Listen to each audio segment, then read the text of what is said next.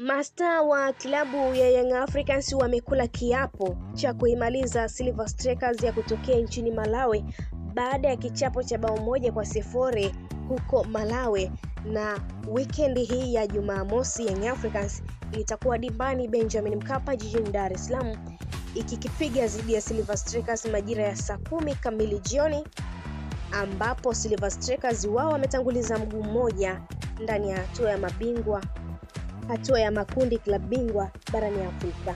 Hapa ni baadhi ya mastaa wa Young Africans ambao wamezungumza kuelekea katika mchezo huo ambao utapigwa katika uwanja wa Benjamin Mkapa Dar es Salaam tarehe 25 Oktoba mwaka 2025.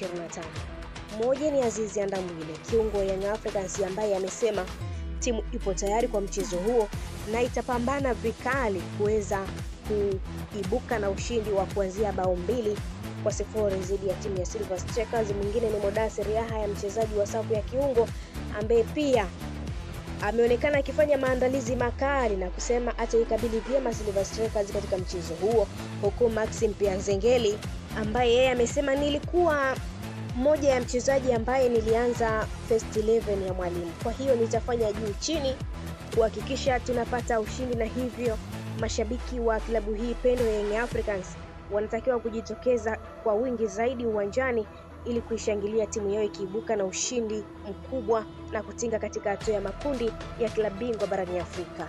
Hata hivyo, msemaji wa klabu ya Young Africans Ali Shabani Kamwe pia alisema mchezo uliopita Clement Mzize hakuonekana hata kwenye benchi katika mchezo huo, lakini mchezo wa Benjamin Mkapa Clement Mzize anajiandaa vyema na atashiriki katika mchezo huo. Na Clement Mzize ni mshambuliaji wa klabu ya Young Africans ambaye amekuwa mhimili wa safu ya ushambuliaji katika kikosi cha Young Africans. Achia maoni yako mtazamaji wetu wa Nel TV kwamba unaona timu ya Young Africans ikishinda pale Benjamin Mkapa dhidi ya Silver Strikers. Kwa upande wangu, kweli kuna nafasi nzuri kwa Young Africans kushinda dhidi ya Silver Strikers FC katika uwanja wa Benjamin Mkapa, lakini huwezi kukubali kabisa kuwa mchezo utakuwa rahisi. Sababu za kuzingatia. Sababu zinaonyesha Yanga wanaweza kushinda. Yanga wako katika flow nzuri ya ushindi na wamekuwa na ushindani ndani ya ligi na ushindani wa kimataifa, na hasa itakuwa katika uwanja wa Benjamin Mkapa. Hiyo ni faida kubwa kwa Young Africans, kwani wanacheza mbele ya mashabiki wao na mazingira walioyazoea. Wachezaji wa zamani wa Young Africans na wa kigeni wamesema kuwa timu ina nguvu ya kuziba mapengo na kuandika matokeo makubwa katika uwanja wa Benjamin Mkapa. Silver Strikers wao tayari wamekwisha kuifunga Young Africans bao 1-0 ugenini, wao wakiwa nyumbani. Na hii inaonyesha kuwa Silver Strikers sio timu ya kupuuzwa.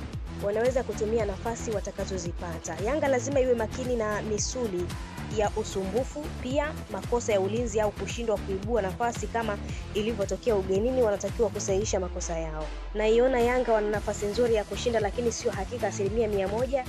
Ikiwa watacheza kwa makini, kutumia nafasi chache ambazo watakazozipata na kuepuka kufungwa mapema, basi ushindi utakuwa uwezekano mkubwa ndani ya Young Africans.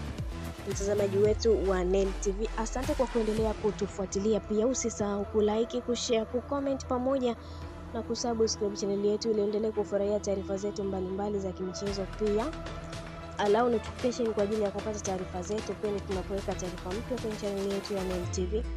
Nimekuandalia na kusomea taarifa hii mimi Sport Lady Kundizi. Hadi wakati mwingine, kwa heri.